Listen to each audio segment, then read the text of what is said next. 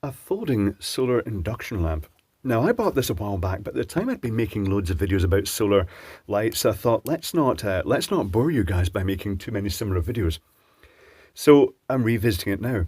And what inspired the revisit was this amazing picture sent to me by a friend of his solar garden lights, which had both exploded, blowing the contents, their lithium cells out the side like a party horn. And it's interesting to note that Andy has put some gel over the front of these. He's used a CTO, by the look of it, correct to orange, to actually change it to a warmer light. But if you think that these maybe got overheated by being baked in sunlight, it's worth mentioning that this happened in winter in the UK in a cold climate. So there's a probability that what actually happened, because he said they were great up to that point, they worked really well. They were taking enough light during the day to operate whenever they were triggered by someone walking past. But up to that point, they'd been great. However, it's probable they didn't have any charge protection on the lithium batteries, because I've taken a few apart that didn't have charge protection. And what would happen is that the charge, even with just low level light, that would gradually creep up to the point it was exceeding the battery voltage, maximum charge voltage of lithium cells. And then these ones expressed their contempt by blowing their guts out and blowing the sides of the light off. And I've heard this has been happening a lot with these lights. It's very strange. Why haven't they put charge control in? Anyway, so this is called folding induction lamp. By induction, the Chinese mean it's got a sensor. It detects people walking past. They call it induction. And it says it's got 3 modes. The 3 modes are: when people go, the lights go out. Mode 2, when people walk, the light shines brightly.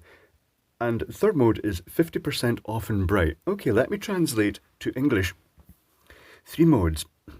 The first mode is that it comes on at full brightness when it detects movement and goes off about 20 to 25 seconds later.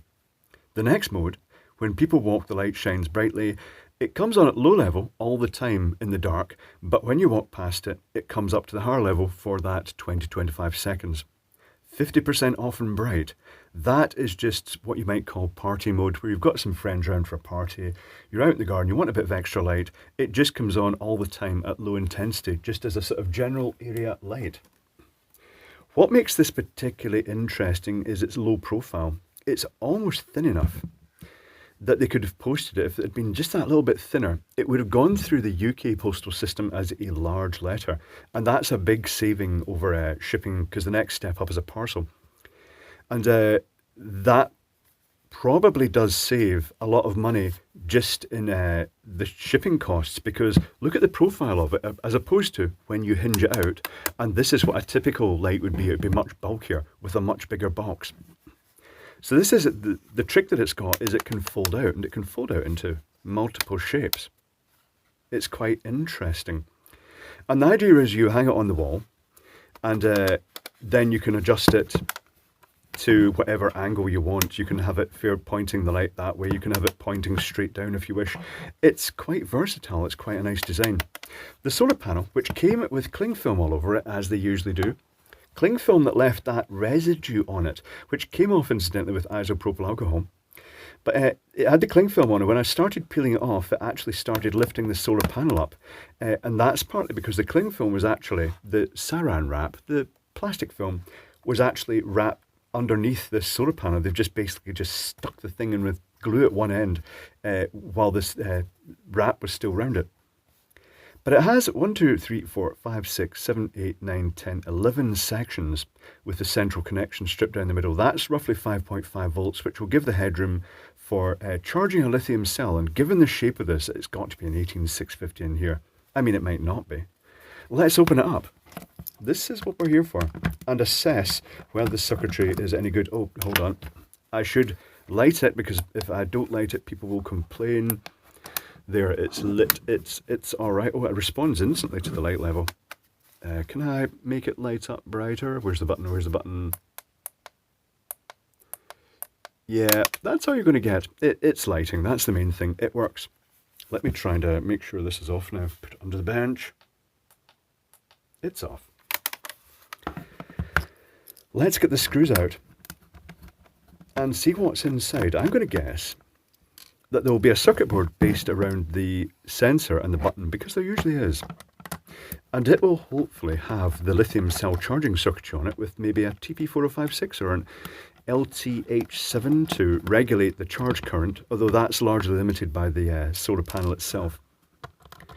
And then it will have a little microcontroller, a little 8-pin microcontroller maybe, and the passive infrared detector module itself, which probably has logic output, and then maybe, well, it will have a transistor to switch the lights on.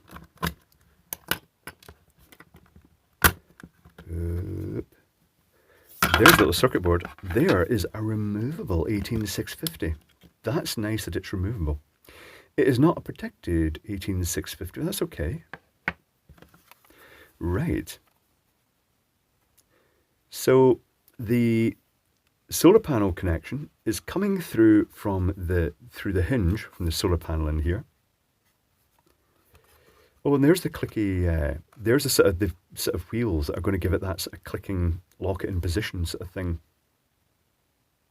I see that it looks like an LTH7. That looks like a charge chip. This is the Ubiquiti 8-pin microcontroller. I shall take some pictures of this and then we can explore it. One moment, please. Okay, the reverse engineering is done. Let's explore the circuitry. So we have a Schottky diode, which is used to charge the battery from the solar panel. There is a battery protection circuit, which is like the DW01 and MOSFETs all combined into one package. It's called a 3130. It has a little filtering capacitor and resistor, so it can monitor the voltage across the cell to control its input pin, and it then decides whether to cut the negative connection to the battery when the voltage is high enough, so the battery does have protection. There is one small design flaw in this circuit, but it's okay. We'll cover that in a moment. There is a 65Z5, which is a voltage regulator. It takes in the supply from the battery. It's a low dropout regulator, which means it can regulate down to very close to the supply rail, which is good because the lithium battery will get down to about 3 volts, and this is a 3-volt regulator, so when it gets too close to it, it could make it unstable, and that will result in passive infrared instability. It will keep triggering. There's the microcontroller that is being powered by that 3-volt line, and a little decoupling capacitor across that for both the microcontroller and the passive infrared, nicely positioned between them. For switching the LEDs, there is an A2SHB MOSFET with a 100k pull-down resistor that is just taken high by the microcontroller when it wants to turn on the LEDs. And there's a switch input here, which simply goes between the 3-volt connection to that input, and it turns it on. There are some extra pads here which go to another input, and it looks as though that could have been a capacitor maybe, a transistor and a resistor, but it's got some random extra input. On the other side of the circuit board is a clicky button. That's this button here. And there is the passive infrared module, which is a logic level one that you simply provide with 0 volts, 3 volts, and it provides a logic level signal straight back to the microcontroller without any need for processing and filtering, which saves a lot of circuitry. Oh, that also came with its own little polythene lens system that's designed to actually create sort of quite strong patches of infrared passing across the sensor to make it more sensitive to movement.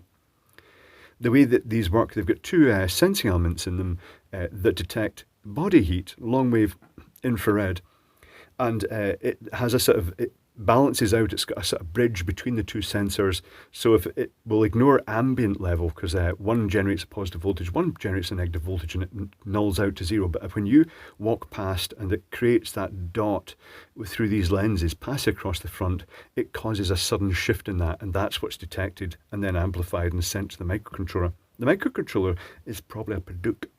I would guess that. It's a cheap microcontroller. It looks like it'd be well suited. Let's take a look at the actual schematic. So here is the solar panel. It goes through the Schottky diode to the 3-volt regulator and also the lithium cell. The lithium cell has that 3130 chip here, which is, to give it its full name, BRCL3130ME by Schematic. And it's very simple. It's got the 2 connections at one side connected to the charging source. In this case, it's the solar panel's negative. And then it's got the battery here with the 100 ohm feeding it for the positive, the sort of sensing of that, and then it's got the common ground connected to the battery, and it breaks the charging negative to the ground when it senses a high or low voltage in that. That protects the lithium cell. It goes to the voltage regulator, the 65Z5, which, to give it its full title, is apparently part of the 6XC6206 series. I've measured the voltage. It's a 3-volt regulator. Very simple. It's a low dropout regulator. The input, the output, and the ground, just a standard voltage regulator that converts the battery voltage to 3 volts. There's the common... So this is a 3-volt rail. There's the common capacitor for the passive infrared and the microcontroller. The microcontroller just has this button between the positive and its input, so it will have an internal pull-down circuitry resistor. So it pulls it negative until that button is pressed, and it pulls it up positive, and it can detect the switch input. The microcontroller is one other input which is being abused. It's the output from the solar panel goes straight to an input, which is bad news, because that's the equivalent of just effectively... Because there's a diode in there, it's equivalent of connecting a diode straight to the positive rail, the regulated rail, which means that during daylight hours, this will not be 3 volts. This is potentially, unless that's acting as a shunt, which I wouldn't expect to do, and certainly it would stop it charging the battery if that. So this could go up to, depending, if it's charging the lithium cell, it could go up to 4.2 volts, plus the drop of the diode. But then when the cell was fully charged and disconnected, it could potentially go higher. It could potentially go up to about 6 volts or something like that with the open circuit of the cell, which is a bit odd. That's a bit weird. When the microcontroller detects it's dusk, because this will go to 0 volts, that sensing line, because the solar panel is not putting power out anymore, it monitors the passive infrared, and depending on the mode it's been set into by the push button, it will then drive the A2SHB MOSFET. It's a great little MOSFET. That is fantastic. Very easy to drive with low voltage, and it switches very high current. It's used in a lot of Chinese products. I bought a bag of them. I was so impressed.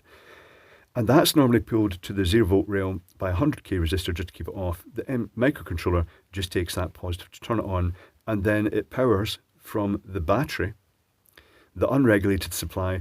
It powers 34 LEDs, which are on this panel here with absolutely no resistor whatsoever. Looks like an eye visor, actually. And that is just a very cheap phenolic-y type sort of circuit board, the synthetic resin bonded paper circuit board, printed white and with alignment pins, so you can just basically put it in here behind this guide, and it gives it that highly polished LED module look. It looks quite smart. You could change LEDs in this if you wanted. You could also add a resistor and series that if you wanted to tame it down and make it last a lot longer at sort of lower the intensity range overall. Let's take a look at the solar panel. I shall get this out of the way. I think I've covered everything there. I have covered everything there. It does have the protection. That's the main thing.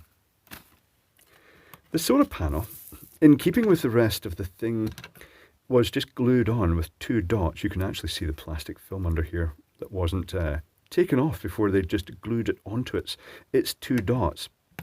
That's completely non-waterproof. Water will just pour in there and then pour down through the battery, and then it will pour down through the circuitry, and the thing will corrode and it will fail. There's a surprise. That's just very standard for these. They're not waterproof at all. If anything, if you got something like this, you could get a cheap one. Make sure it's got the protection, and you might want to just recase everything in your own waterproof case. Get the solar panel, which looks fairly decent, and the battery, and just recase everything, because nothing you do is going to keep water out of this. It will have a short life, but that's how they ensure future sales of these. They don't make any effort to make them waterproof at all. They could, things like the circuit board, they could wrap a bit of plastic around it so it sheds water over the top. If you look in some washing machines, the circuit board just has plastic wrapped over it, and it means that if water drips in it, instead of going across the circuit board and shorting it out, it just slides over the plastic on the surface. Very simple way of waterproofing, but not done here. Also, when water gets onto the circuit board for the LEDs, it will inevitably cause corrosion of the tracks and the solder connections. This is just something we take for granted these days. They never make any effort to waterproof them. Now, the lithium cell, one moment, I'm just going to check the status of the lithium cell. When I took it out and tested it, it was at basically half charged, just over 3.6 volts. I put it in the charger. I'm just going to go and check that right now. One moment, please. The cell was up to 4.19 volts, which is almost fully charged, and it had put 700 milliamp hour in. So I would say 1.5 amp hour, maybe just over 1.5 amp hour for this cell, which is okay. It's fine for this application. But there we go. It seems okay. It's a nice, interesting design, the way it hinges. It does have little stainless steel springy bits for going into these ratcheting cogs for that sort of stepping it round into the different positions. The screws that held it together are all just standard steel, so they'll rust outdoors as well. There's a surprise again. But there we go. It's an interesting enough thing. It wasn't that expensive. It's a novel design, the fact it folds out, but it will inevitably perish in the weather. But the circuitry seems quite acceptable in it. You know, apart from that one slight glitch, this direct connection of the solar battery to one of the inputs, the microcontroller, which will bypass the regulator. That's a bit odd. They could have put a resistive divider or resistor, at least in series, to limit the current, but they didn't. But there we go. Interesting enough, it's all right. I would say that as these little solar lights go, it's quite novel. I like the hinging aspect. If they'd made it flatter, if they'd used an ordinary flat lithium cell instead of the round one, they could perhaps have made it so thin that it could have been shipped literally as something like 20 millimeters thick, and that would have allowed it to go through some postal systems a lot cheaper. But nice little thing. It's quite novel.